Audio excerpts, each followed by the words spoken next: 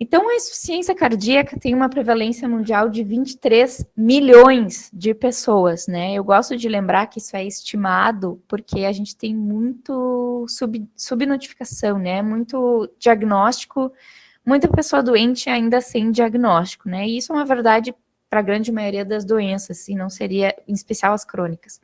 E não seria diferente para insuficiência cardíaca, né? Ela é hoje a maior causa de internação em pessoas com mais de 65 anos, e a gente conversou na aula passada sobre envelhecimento da população, né? Então, a gente pode imaginar o quanto isso é prevalente. E depois que finalmente os pacientes recebem o diagnóstico de insuficiência cardíaca, infelizmente, a sobrevida deles, em metade dos casos, é de apenas 5 anos.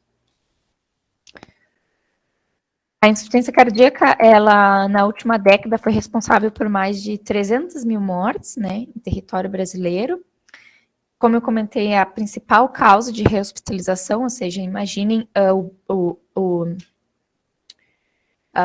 burden, né, a carga que isso traz para o sistema de saúde, né, e em relação a dinheiro, né, números, financiamento, ela responde por quase 5% do orçamento nosso do Sistema Único de Saúde. E eu nunca tinha ouvido falar, ou melhor, já tinha, né, porque a minha residência é em saúde da família, mas a gente nunca tinha realmente prestado atenção nos casos de IC, porque a gente tendia a encaminhar eles todos para cardiologia, e hoje se repensa isso, inclusive, em descentralizar o tratamento da insuficiência cardíaca no Brasil para também a atenção básica, porque a prevalência é tão grande, né, e o custo para o sistema e a qualidade é tão grande e a qualidade de vida dos pacientes é tão ruim que hoje também existe esse movimento para que os pacientes com IC sejam manejados no primeiro momento ainda em nível de atenção básica.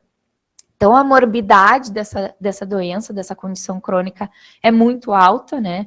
Os sintomas trazem uma qualidade de vida muito ruim para os pacientes. Vocês viram que para a nossa paciente, além do cansaço e da perda de autonomia para atividades básicas, ela tinha falta de ar, né? E falta de ar é um sintoma que vocês vão encontrar na literatura como um dos mais associados à depressão e perda de qualidade de vida, né? Porque o ar é aquilo que nos mantém vivos, assim, né? Psicologicamente. Então, quando a gente inspira e o ar não vem, é quando a gente sente que a gente está morrendo, né? Então, em qualidade de vida, a qualidade de vida do paciente com IC é muito ruim, comparável, inclusive, a vários tipos de câncer. E, além disso, é uma doença que, para manejo, ela demanda muitas reinternações. A gente já vai conversar sobre isso, né? Causas de como que a gente pode evitar reinternações em IC, né? Então, muitas hospitalizações ao longo do ano. Então, tu tá tirando a pessoa do seu convívio familiar, né? E vamos lembrar que hospital é lugar para a gente pegar infecção, é lugar para a gente perder o nosso sono, para a gente alterar a nossa glicemia, né? E ficar longe da nossa família. Então, reinternação é muito mórbido para os nossos pacientes.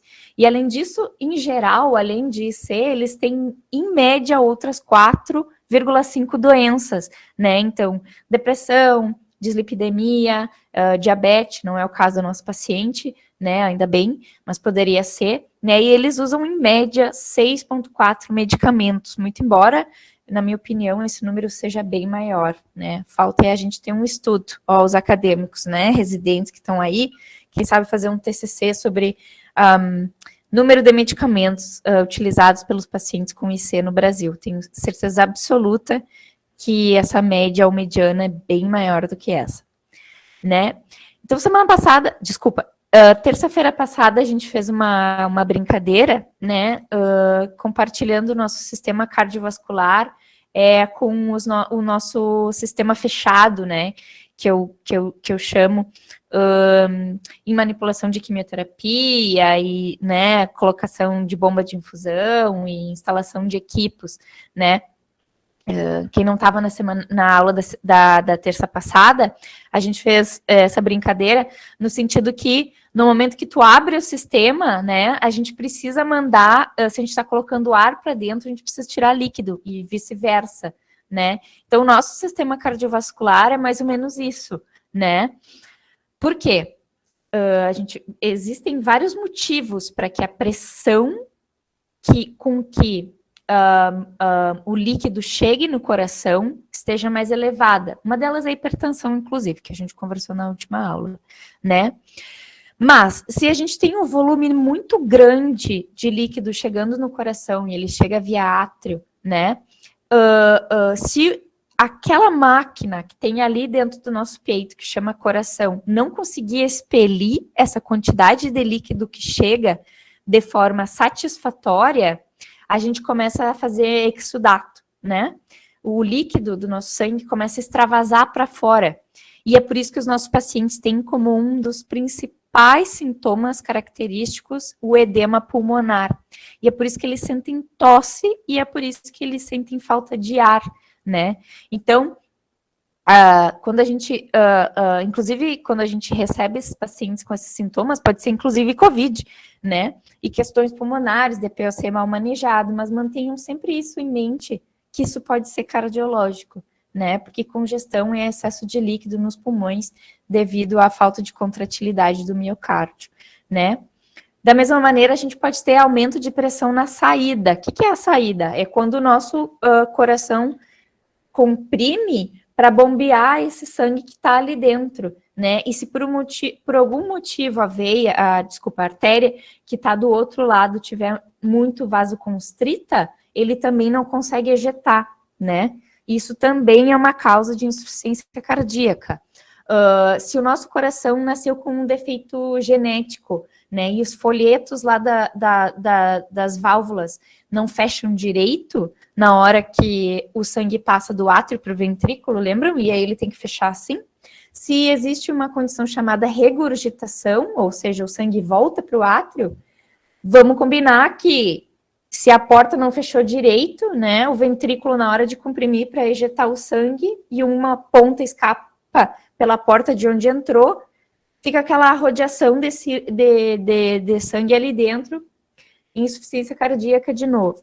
Se a gente teve um infarto, né, e é o caso dessa nossa paciente, a gente conversou um pouquinho sobre isso terça-feira passada, e alguns feixes do miocárdio acabam ficando isquêmicos, ou seja, há uma lesão ali, eles já não comprimem com a mesma força e com a mesma tenacidade de antes. Então, a gente já não consegue expelir a quantidade de sangue que a gente necessitaria para manter as nossas funções vitais. E aí os nossos pacientes ficam mal perfundidos, porque vamos lembrar que sangue é o nosso transporte de oxigênio e nutrientes, então eles tendem a ter as extremidades frias, né? Deixa eu mostrar para vocês. Então, eles tendem a ter as extremidades mais frias se estiverem mal perfundidos, né? E essa é uma das avaliações que tem que ser feita no exame físico dos nossos pacientes. Tosse e falta de ar, como eu comentei com vocês, e aquela respiração mais curta, porque por conta de edema pulmonar. A turgência jugular, que a gente chama, é excesso de líquido, então, no fluxo hepato-jugular, né, na conexão do fígado, que também pode estar congesto, e aí acaba que a jugular, aqui assim, vocês vão ver que as enfermeiras e os médicos medem, para ver a turgência, para ver o quão latente está a jugular, né? Isso é um sinal de congestão, tá? Então, um sintoma clínico de ser descompensada. E se os pacientes estão mal perfundidos e a gente tem um problema de exudato e retorno venoso, edema de membros inferiores também é um dos sintomas clássicos da insuficiência cardíaca.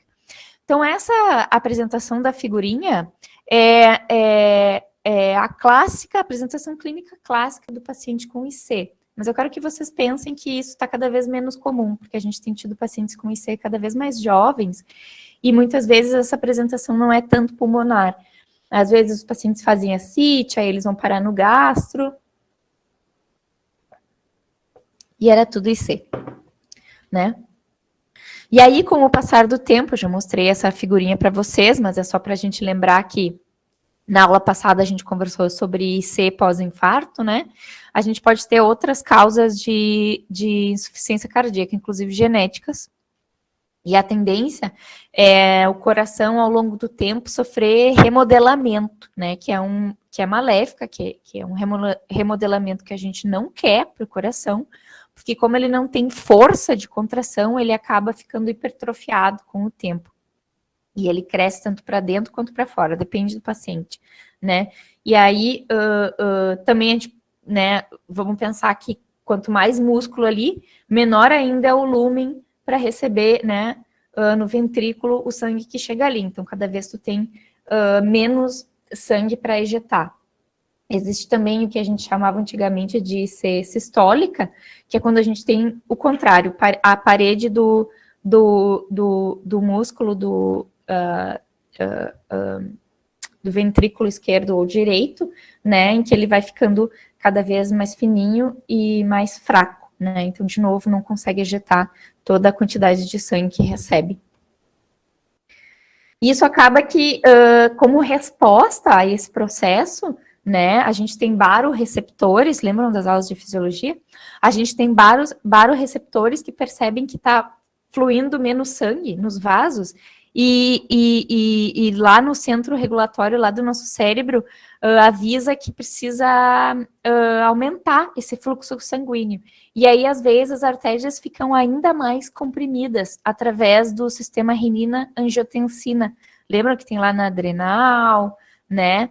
E esses biomarcadores, né, que são liberados na corrente sanguínea, levam a vasoconstrição, né? E entra numa cascata que vai levando cada vez mais à piora dos nossos pacientes. No entanto, esse sistema renina-angiotensina é o alvo de vários dos medicamentos que a gente usa para tratar IC, justamente por conta disso, porque vasodilatar é um dos pilares do tratamento da insuficiência cardíaca, para justamente melhorar a perfusão.